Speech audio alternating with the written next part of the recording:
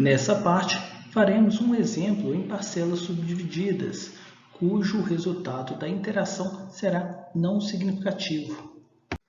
Parcelas subdivididas é um pouco mais complicado, então eu usei meus dons artísticos para tentar explicar aqui, ao invés de já trazer direto o banco de dados simulados. Então, o que foi feito aqui? Foi simulados dados de uma variável resposta em função de dois fatores. Um fator secundário, que é um probiótico, que podia ser inoculado no animal. Então, esse animal a gente vai chamar de subparcela. E um fator primário, que é fornecido no coxo de cada baia. Então, o fator primário ele é fornecido aqui no coxo. Então, não tem como eu, por exemplo, casualizar e sair um tratamento para esse animal e um tratamento diferente para esse. Não tem como. Agora, a substância que é inoculada, eu consigo, porque eu consigo introduzir ela em cada animal. Então, tem uma diferença na minha capacidade de instalar o meu experimento. Porque se eu pudesse ter um coxo automático aqui, que reconhecesse esse animal, um outro que reconhecesse esse animal, e só abrisse para o seu específico animal, eu poderia casualizar dentro desses coxos eletrônicos com chip nesse animal e tudo mais. Só que isso está longe da minha capacidade econômica e do que eu tenho disponível no momento. Então, eu tenho que pensar em uma forma de instalar um experimento em que o fator primário eu tenho que casualizar ele nos coxos. Então, isso aqui vai ser as minhas parcelas, são essas baias. Já o que eu vou inocular nos animais, que é o fator secundário, eu consigo casualizar nas subparcelas dos animais. Esse é o nosso conjunto de dados, que possui informação da parcela, que era a baia, o fator primário, que é o que vai ser colocado no coxo, o fator secundário, que vai ser inoculado no animal, e a nossa variável resposta, que a gente quer verificar se é influenciada pelo fator primário e pelo fator secundário. O subíndice que a gente vai utilizar para identificar a parcela vai ser o subíndice K. O fator primário é o I e o secundário, o J. Então, a gente já pode reconhecer os valores de I maiúsculo, J maiúsculo e K maiúsculo. Vão ser o quê? O fator primário a gente tem quantos tipos? 2. Então, Isão igual a 2. O fator secundário, quantos tipos? 1 e 2 só. Então, a gente tem 2 tipos. Então, aqui, desculpem, J é igual a 2. A parcela a gente tem 6, então K maiúsculo é igual a 6, então vai ser igual a 3. Tome cuidado para não confundir isso, que vai te atrapalhar e vai fazer você errar nos cálculos das somas de quadrados e dos graus de liberdade. Porque aqui esse K maiúsculo vai estar identificando o número de parcelas que recebeu uma determinada classe do fator primário. Então, o número de parcelas dentro de uma classe do fator primário. E por que são 3? Ora, balanceado a gente tem aqui 6 parcelas diferentes e a gente tem 2 fatores primários. Então, a primeira parcela recebeu o fator 1, a segunda também recebeu 1 e a quarta recebeu 1 na casualização. A terceira recebeu 2, a quinta recebeu 2 e a sexta recebeu o 2. Então, existem 3 parcelas associadas a cada fator primário. Quantas hipóteses? Qual ou quais as hipóteses que a gente quer testar? Para ficar melhor e sequencial, mais fácil de entender, nós vamos colocar da seguinte forma. Primeiro, nós vamos testar a hipótese de independência. Se os fatores primário e secundário atuam de forma independente sobre a variável resposta, ou não, ou rejeita-se a H0. Por que a gente vai testar primeiro e só depois que eu vou trazer as outras hipóteses? Porque os testes vão mudar dependendo do resultado que a gente obtiver para a interação. Quais são as fontes de variação do nosso modelo? Então, a gente pode fazer um quadro da nova da seguinte forma: o efeito primário e o resíduo associado às parcelas, o efeito conjunto, as parcelas, o efeito das parcelas, o efeito do fator secundário, o efeito da interação entre fator primário e secundário, o resíduo associado às subparcelas e o total. Então, o que a gente tem aqui? Vamos supor que caíram, vou colocar umas colorações aqui, como se fosse tivesse sido sorteado e tivesse caído esse fator primário aqui, ou azul ou vermelho, para as parcelas. Então, está 1, 2, 1, 2, 2. Então, vamos pegar aqui,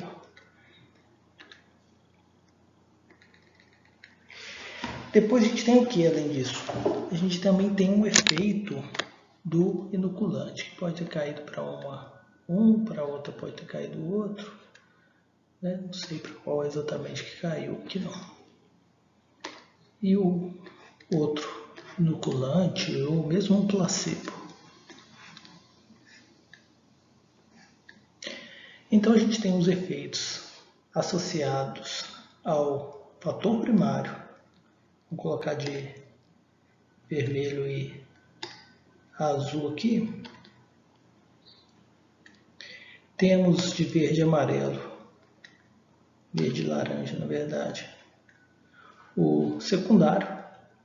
Temos ainda um efeito associado a cada parcela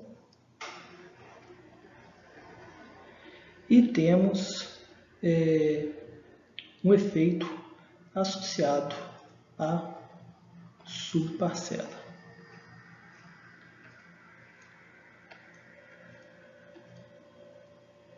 Além disso, a gente pode ter a interação entre os efeitos do fator primário e secundário, né?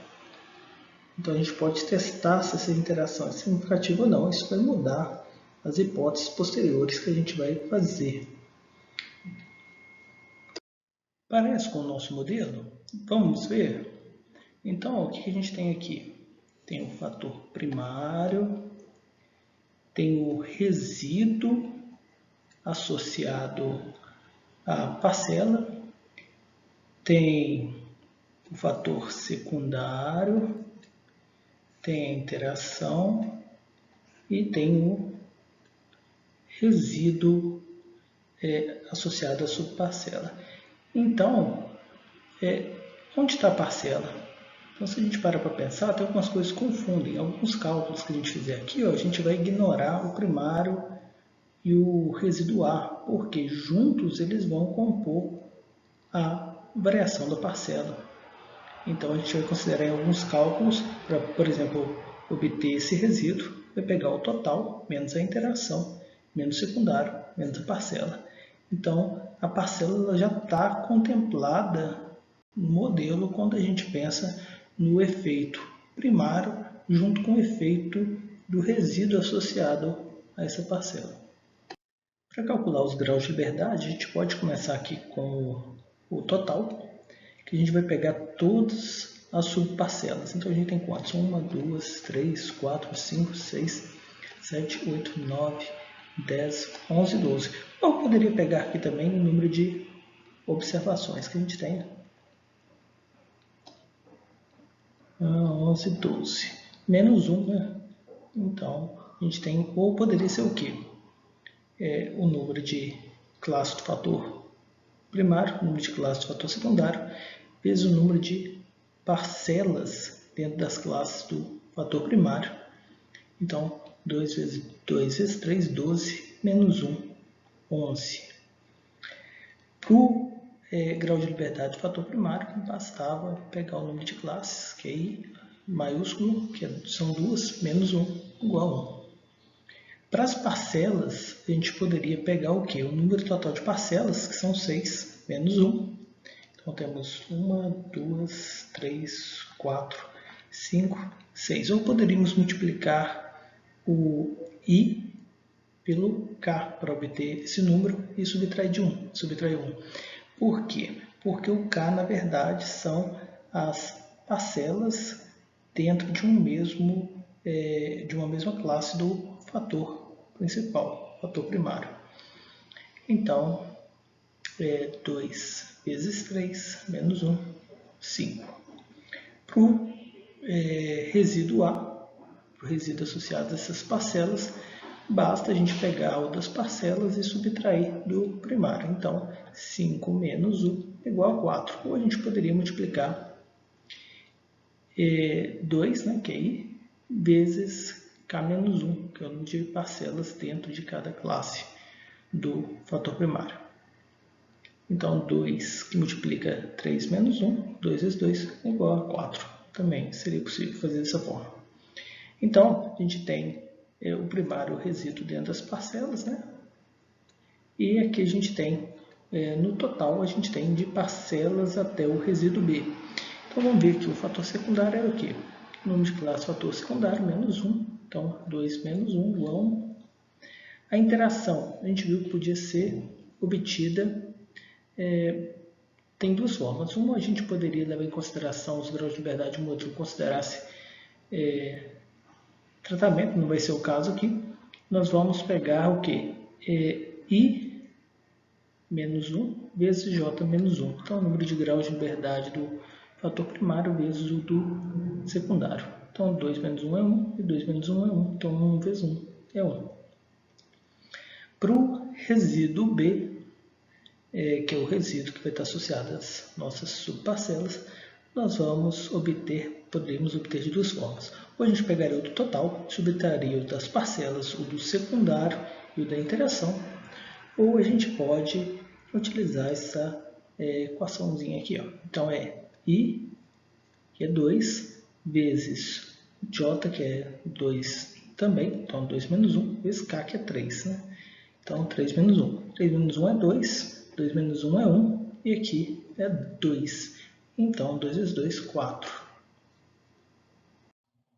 Para facilitar nossos cálculos, como sempre, nós vamos começar obtendo a correção, que vai ser utilizada repetidas vezes para a obtenção de somas de quadrados. Então, como que a gente faz? A gente soma todos os valores observados,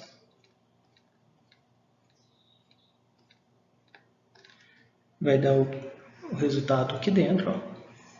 Eleva ao quadrado e divide pelo número de valores que foram somados. Então, quantos foram? Foram IJK, que são, no total aqui, ó, se a gente contar, são 12.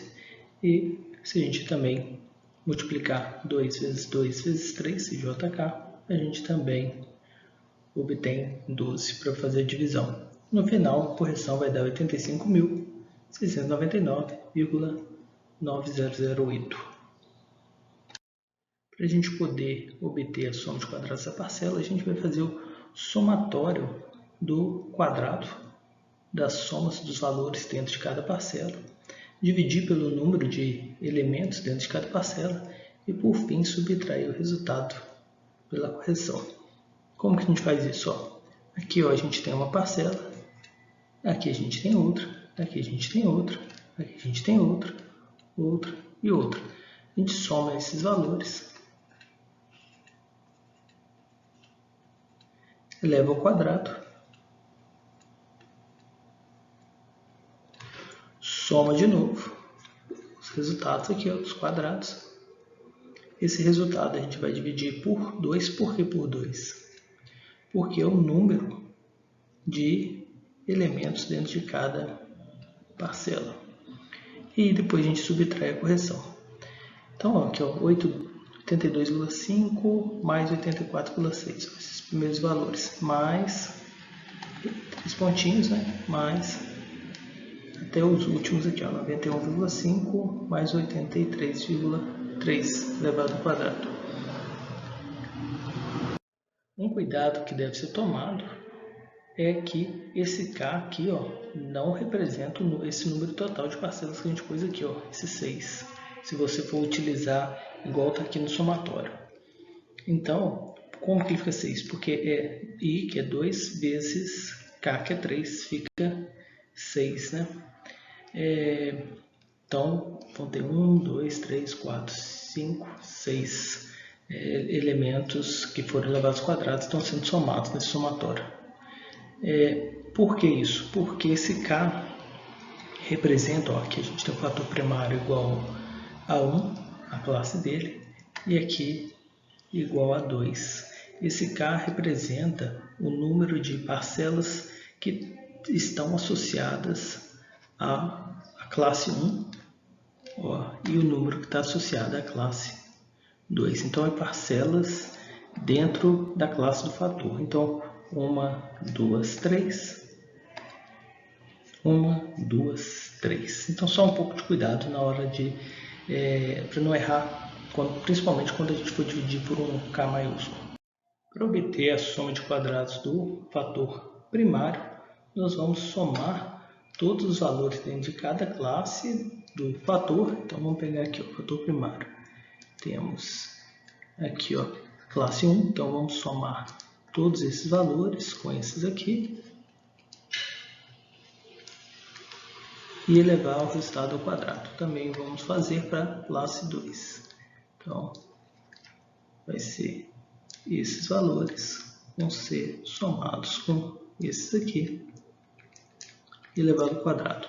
Depois a gente vai somar esses dois resultados e dividir pelo número de elementos que foi somado para obter cada classe, né? Então, 1, 2, 3, 4, 5, 6. Se a gente pegar ao contrário, a outra, 1, 2, 3, 4, 5, 6, trata-se de um experimento balanceado. Então, temos aqui 82,5 mais esse, mais esse, mais esse, mais esse, até o 76,8. E aqui, para outra classe, para a classe 2, temos começa no 87,6 e aí vai somando até 83,3. Eleva ao quadrado e divide por 6, né? Que é 2 vezes 3. Então, J vezes K, lembrando, o K não é 6, igual a gente falou anteriormente. E aí subtrai pela correção, ficou 42,1875. Para a obtenção da soma de quadrados do primeiro resíduo, o resíduo que vai estar associado às parcelas, nós vamos basicamente subtrair o que a gente acabou de obter, que é a soma de quadrado das parcelas, pela soma de quadrado do fator primário. Então, esse resíduo é o quê? É a variação das parcelas que não é explicada pelo fator primário. Então, 55,9342 menos 42,1875. Então, deu 13,7467. Para obter a soma de quadrados totais, não muda nada do que a gente aprendeu até agora na disciplina. A gente vai levar todos os valores ao quadrado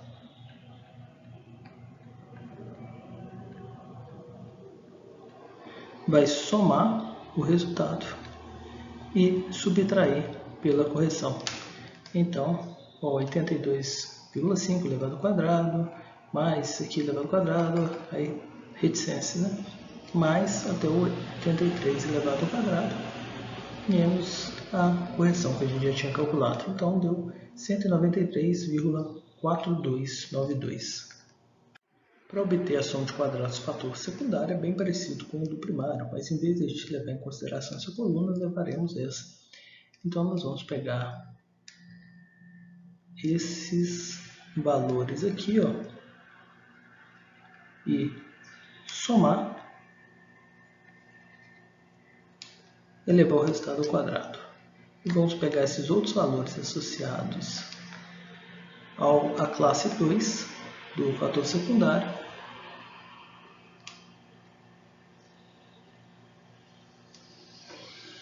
Vamos somar e elevar ao quadrado. Depois a gente soma um com o outro. E o resultado a gente vai dividir por quê? Pelo número de elementos somados entre cada classe. Então, aqui a gente teve 1, 2, 3, 4, 5, 6. E por se tratar de um experimento balanceado, aqui a gente também teve 1, 2, 3, 4, 5, 6. Então, e aí a gente tem essa parte, que é a parte não corrigida. Subtraindo da correção, a gente tem o resultado final. Então, 120,9675 é a soma de quadrados do fator secundário. Para obter a soma de quadrados do tratamento, do tratamento? Mas não tinha nenhum tratamento no modelo. Então, da mesma forma que a gente utilizou essa estratégia em fatorial, nós vamos utilizar aqui. Nós vamos juntar o fator primário e secundário em... se a gente tem aqui duas classes para esse e duas para esse, no final a gente vai ter 4 classes se a gente juntar os dois em tratamentos. Né? Então a gente vai ter 4 tratamentos, que é o tratamento 1 com 1, tratamento 1 com 2, tratamento 2 com 1 e tratamento 2 com 2. Então nós podemos obter essas somas de quadrados. Como? A gente vai pegar aqui 1 com 1, 1 com 1 e 1 com 1. E aí a gente soma e eleva ao quadrado. Quantos elementos que a gente pegou? 3. Então, no final, a gente vai dividir por 3. Vamos pegar agora o 1 com 2. 1 com 2. Cadê o outro 1 com 2? 1 com 2. E cadê o outro 1 com 2? 1 com 2 aqui. Então, pegamos e levamos ao quadrado. Vamos pegar agora 2 com 1. 2 com 1, 2 com 1 e 2 com 1. Pegamos o resultado e levamos ao quadrado. Vamos para o próximo. Agora é 2 com 2. Tem esse e esse. Pegamos o resultado e levamos ao quadrado. Somamos tudo e dividimos por 3. Então, está aqui. E aí a gente vai ter a soma de quadrados de tratamento não corrigida. Para obter de tratamento, que é a corrigida, a gente subtrai da correção. Então deu 163,5225. E essa soma de quadrados de tratamento vai servir apenas como esse artifício em que a gente combina o fator primário e secundário em tratamento e subtrai do fator primário de forma independente do secundário de forma independente do primário. Então, se a gente tem a combinação dos dois e subtrai os efeitos independentes, o que sobra é o quê? São os efeitos que não são explicados de forma independente, que são os efeitos de interação. Então, se a gente tem 163,5225, subtrai o 42,375 e o 120,9675. Sobrou apenas 0,3675, que pelo título da aula e pelo valor baixo, provavelmente você espera que não vai ser significativo. Né? Entretanto, a gente tem que calcular o quadrado médio e depois dividir pelo quadrado médio do testador para a gente poder tomar conclusões adequadas.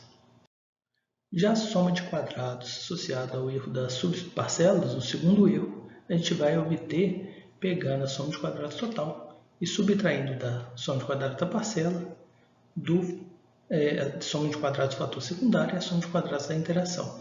Aí você vai lá e deve me perguntar, mas e cadê o fator primário? Então, o erro associado às parcelas e o fator primário estão dentro da soma de quadrados da parcela, soma de quadrados dos dois.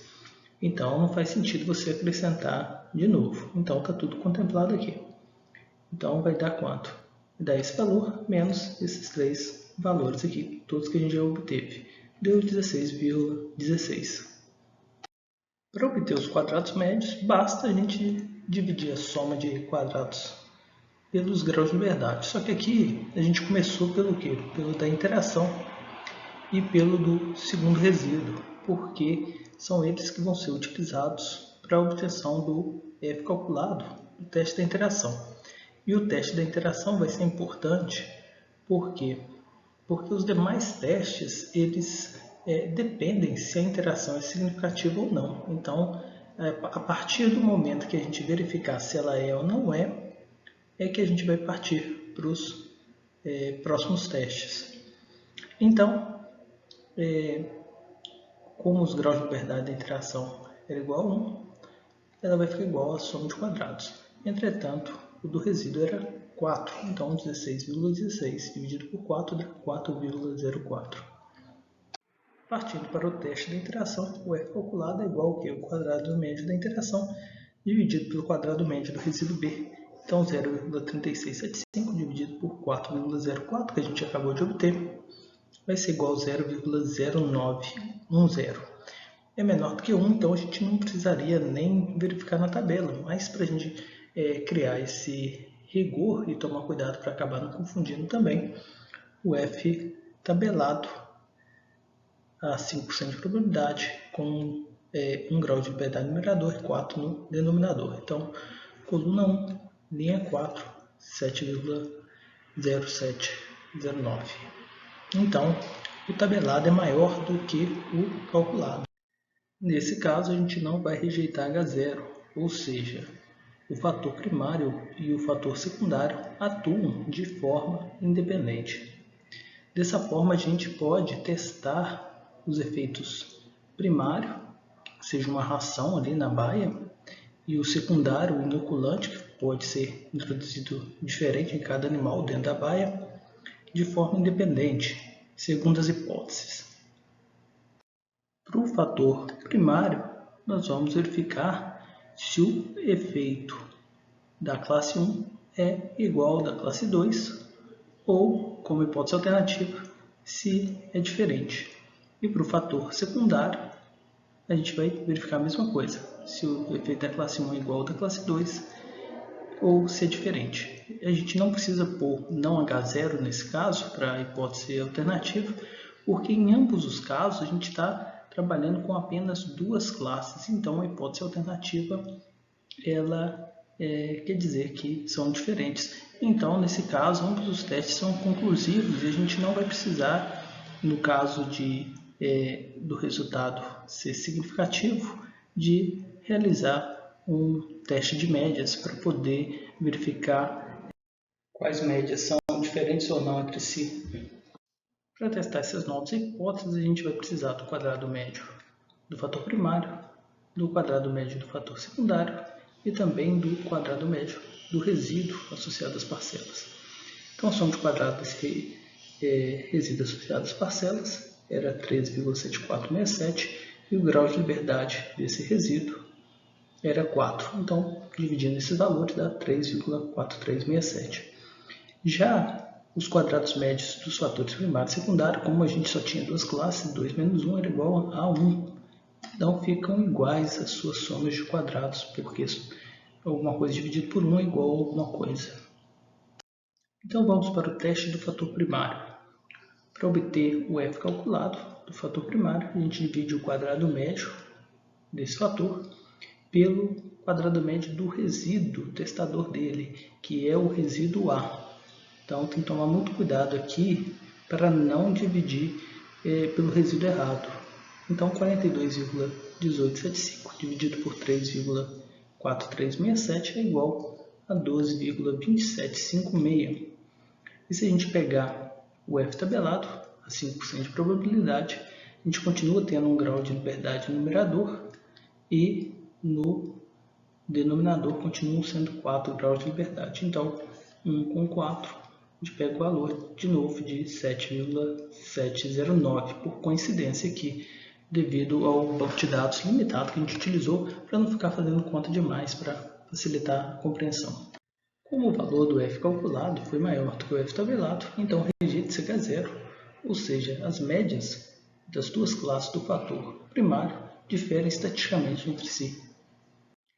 Passando ao teste do fator secundário, nós vamos dividir o quadrado médio do fator secundário pelo quadrado médio do resíduo B, não mais pelo A.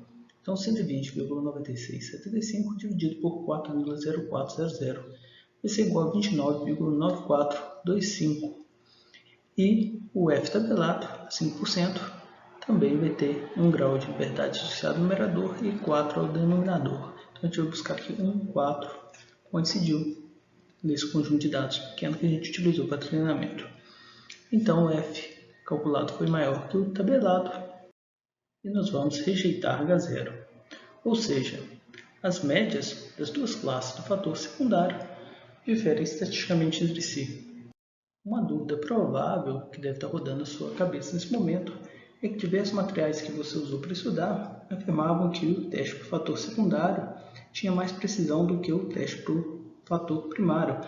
Mas no exemplo que a gente acabou de fazer, os graus de liberdade de ambos os resíduos eram iguais. Então, por quê? Não mentiro para você não, é verdade. O teste do fator secundário vai ter mais precisão. A questão é que, para tentar ser didático, eu geralmente trago um tamanho amostral pequeno. E com isso a gente ficou com 2, 2 e 3. E aí na hora que a gente coloca os graus de liberdade aqui, a gente ficou com o mesmo número de graus de liberdade, que seria um experimento que nem seria aceito, né? Então, à medida que a gente vai aumentando o I, o J e K, eu fui trazendo para vocês aqui, ó, para vocês poderem observar o que vai acontecendo. Então, aqui, ó, aumentando 3, 2 e 3, já fica com 6 e 6. A gente passar para 3, 3 e 3, já fica com 6 e 12. 3, 3 e 4 fica com 9 e 18. Aqui, ó, 4, 3 e 4 já fica com 12 e 24. Até o resíduo 1, nesse caso aqui, ó, nesse exemplo, já teria mais de 10 graus de liberdade. Para a gente conferir se está tudo certinho e também para a gente aprender a fazer no software para poder trabalhar com dados, banco de dados mais robustos e com mais segurança e um número maior de variáveis, de uma forma mais rápida e prática, vamos utilizar o SAS. Então vamos criar um arquivo de dados, vou chamar ele de parcela subdivida com interação não significativa. Aí vou colocar o input, que é o nosso cabeçalho, que vai conter a parcela, o fator primário, o fator secundário e a resposta. E aí cards para entrar contados no próprio código editor. 1.1.82.5 1.1.2.84.6 2.1.2.87.5 2.1.1.79.6 3.2.2.87.6 3.2.2.84.1.76.8